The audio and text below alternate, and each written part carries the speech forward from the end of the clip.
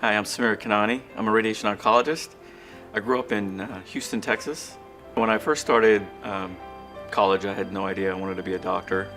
I kind of went in with an open mind, and I found myself sort of gravitating toward science classes. It's something I felt most comfortable in.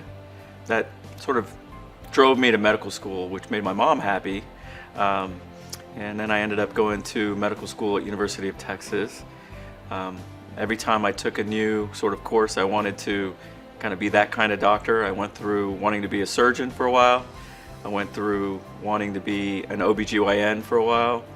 Wanted to be a psychiatrist for a while, and then I stumbled upon radiation oncology, and that totally changed the way I thought of medicine, and wanted to pursue that with all my powers. When I learned that you can actually cure these very advanced cervical cancers without, needing to operate on patients, that really opened my eyes about the possibilities of power of radiation. I like to spend at least half of the time that I'm with patients just educating them about their cancer, about their diagnosis, about their prognosis, about what their tests have shown. And only after I feel like patients have a good understanding of where they are at in their cancer journey, do we really start talking about the technical parts of the radiation.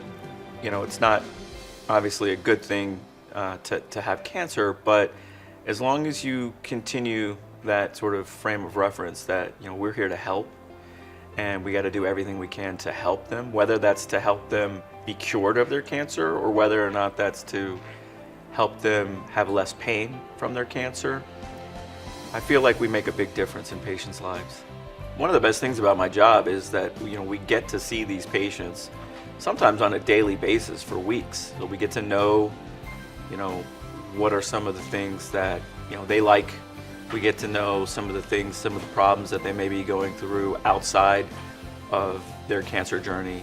And I feel like those are opportunities, to help the patients, to find maybe some resources for them.